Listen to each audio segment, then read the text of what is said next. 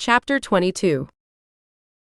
Tuesday afternoon, Gavin helped me set up the guest room as the command center for both the investigation and the hunt for Brandon. We gathered all the information we had on both the supremacist group and Annie's murder and used putty to stick photos and index cards on the walls, arranging them so that they might help us make connections. Devon had made several calls the night before, and there was going to be a meeting tonight with Ethan, Rain, and Bill. I wanted to have everything set up before they got there. Shuffling papers on the dining room table had worked in the beginning, but I had a feeling this would made it a lot easier for everyone to see what we had. I pushed the last photo against the wall before looking around the room and taking a deep breath. "I think I'm about ready for a nap," I said to Gavin. He was pretty easy to get along with, and I was comfortable enough around him. I didn't mind sleeping with him in the house. "All right." He glanced around the room. "They're going to want to eat at some point this evening." I sighed. "Probably, but I'm just too tired to worry about that right now. I can put something together." I stretched up and kissed him on the cheek. He was quickly becoming like another brother to me, and I could only hope he felt the same way about me. "That would be wonderful, but only if you don't mind. I don't want you to feel like you have to wait on me or serve me. That's not why you're here." He smiled. "If I minded, I wouldn't have offered." He put his hands on my shoulders and spun me around, pushing me toward the door. "Now go lay down. I'll find something for a bunch of men to eat. And me, don't forget, I'll be eating too." "I know, but you eat like another man." He chuckled. I turned and made a face at him. "I'm eating for two, you can't pin it all on me." I went in my room and stretched out on the bed. The next thing I was aware of was the bed dipping beneath me as someone sat on the edge. Without opening my eyes, I knew it was Devon. His scent was much stronger now than when I'd laid down, but there was something more, the heavy odor of dust along with the sunshine scent of dried hay. He laid one hand on my side and spoke in a soft voice. "Are you awake, babe?" I stirred, opening my eyes to find him watching me. "I am now." "Gavin says you've been asleep for about 2 hours." I blinked and pushed myself upright, getting a good look at him. "You're all dusty, why don't you get cleaned up?" "I'll go make sure everything's ready." "It's fine, I already checked. How about you come help me get cleaned up?" He gave me a playful leer. I grinned, unable to resist the temptation. Last one in has to do the dishes tonight. I jumped off the bed, stripping my dress off as I raced him into the bathroom. By the time people started to arrive, we were out of the shower and dressed. I was starting to graze on the huge amount of food Gavin had managed to fix while I slept. When I got my first look at the table, I thought it was going to be too much, but as the guys started arriving, there were more people than I had planned for, and I wondered if there would be enough. Bill arrived with Karen in tow. The enforcers on his team, Caden, Terry, Gabriel, and Gavin, were there at his request. They needed to see this too. Ethan was the next to show. He carried the bag he kept his files in, and I was sure he had more information to share. It was a good thing I had more putty ready. Rain was the last to arrive, and the entire room fell silent when I led him into the kitchen where they had gathered. They all knew he was a normal human, and the enforcers were unsure why we would let him in on the investigation. "Rain," Bill stepped forward, extending one hand, "it's good to see you again. I'm glad you could make it." Rain shook Bill's hand. "I just want this solved." Bill turned back to the room, addressing the rest of the group. "I'd like you all to meet Rain Daniels. He's Nicki's brother and an STPD officer. He's aware of our secret." Turning back to Rain, he continued, "You already know Karen. This is Caden, Terry, Gabriel, Gavin, and Ethan." Bill pointed to each one in turn. They waved or nodded back, acknowledging the introduction. Devon's new positions used to belong to Ethan. The rest of them are on my personal security team. Bill explained. "I trust them all with my life." "It's good to meet all of you. Have you already started?" Not yet, we've just arrived. Bill turned to Devon. Are you ready? Let's go over what we have, then we'll get into any new information that each of us may have. In here, I opened the bedroom door and let everyone in. Gavin and I thought this would make it easier. They all filed in behind me and stood to one side of the room, taking in the information on the walls. I had index cards with things we had discovered tacked beside pictures of people and places, and a stack of blank ones to one side so we could add more. All right, if we assume that the known associates that these people have in common are all part of the elitist group, we have what? At least 7 members. Caden scanned the cards on the wall. At least.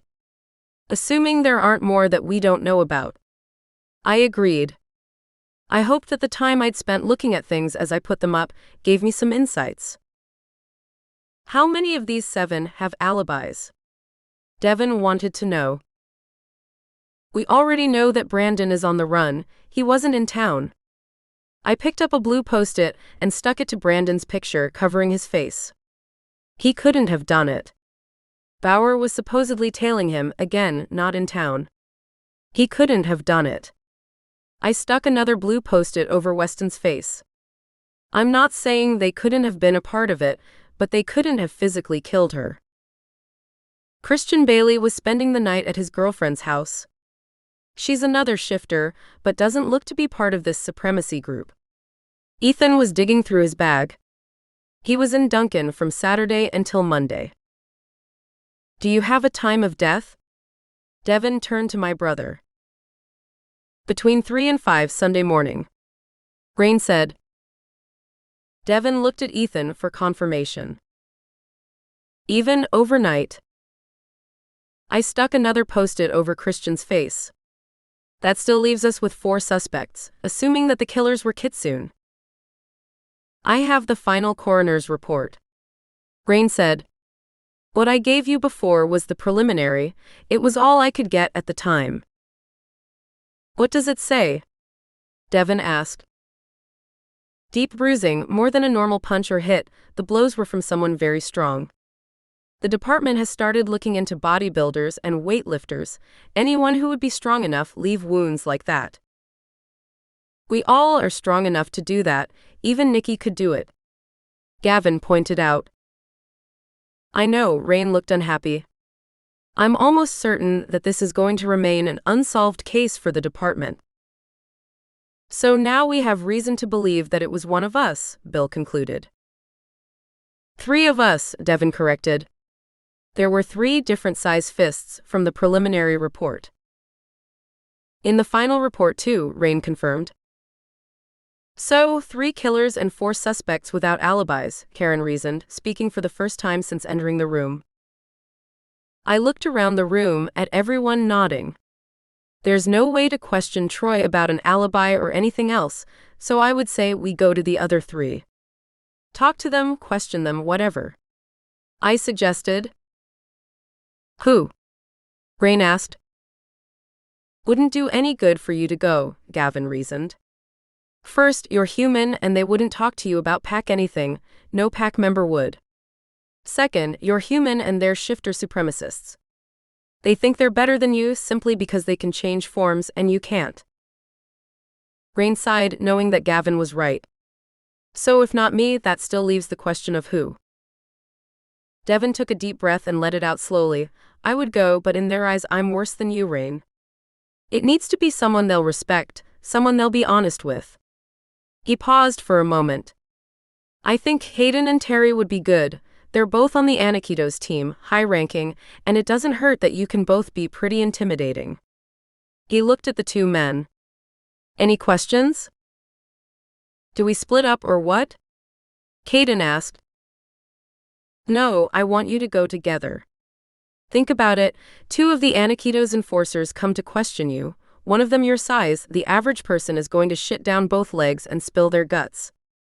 I can't hope that these guys will be that stupid, but we might get lucky and get one of them to roll over and give us the others. Terry and Bill agreed. I can get started in the morning. Caden looked to Terry. Works for me, Terry agreed. I'll let Alexis know you won't be in until late tomorrow, and possibly for a couple of days. Devon looked at Caden. Is there anyone else a similar talent on the team I can send in your place? Caden shook his head.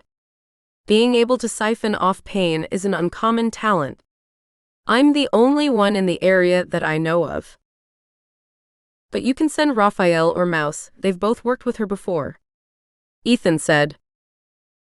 We haven't cleared them of involvement with the supremacist group yet, unless you have something new on them? I have their known associates.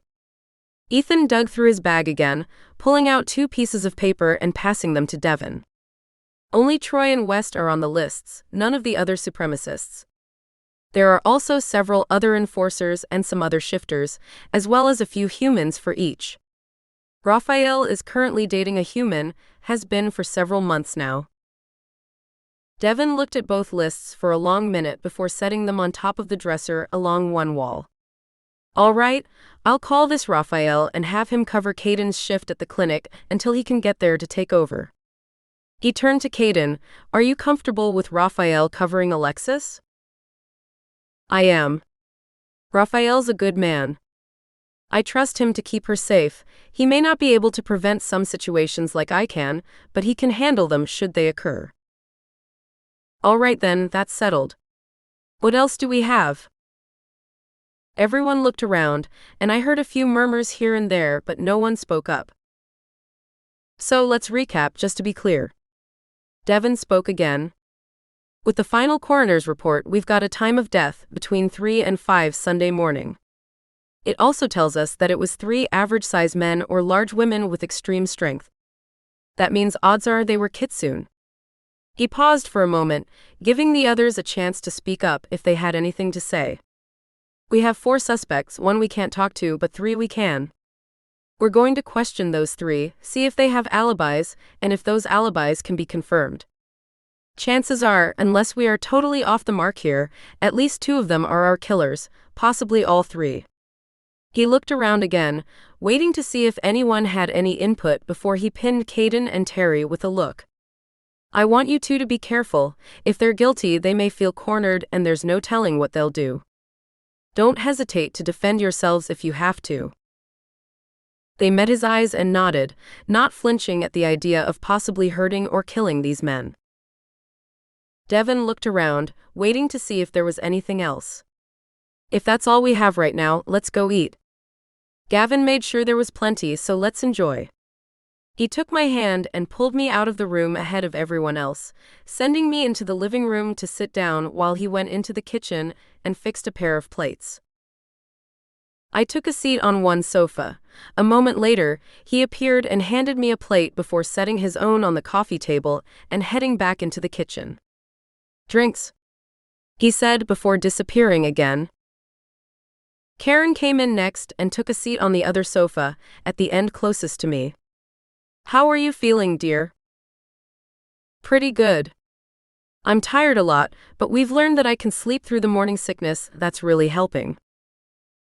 That's great. She looked genuinely happy. Are you ready for the wedding? It's less than 2 weeks away now. I am. Brittany took me dress shopping yesterday. I didn't think we were going to, but we found the perfect dress. That's good. Bill came in and sat next to Karen. He leaned over and placed a soft kiss on her cheek before setting his plate on his lap. How are you settling in here? He looked around. It looks like you managed to get everything unpacked already. I hope you're not overdoing it. He gave me a look that reminded me of my dad when he knew I'd been doing something I shouldn't. No. I laughed. Mom, Brittany and Amber spent all day Saturday helping me to unpack and get everything put away. They made sure I didn't overdo it. Plus, Devon had Rain come by to help us move furniture while he was gone. That's good, Karen said. It was a big help. I agreed. The rest of the men trickled in and found places to sit, on the sofas, in the recliner, and even a couple on the floor around the room. Devon brought 2 large glasses of tea and sat them on the coffee table before picking up his plate and taking his seat beside me. We chatted and visited while we ate. It felt good to have a house full of people. It was almost like my parents' house had been while I was growing up, always full of family and friends.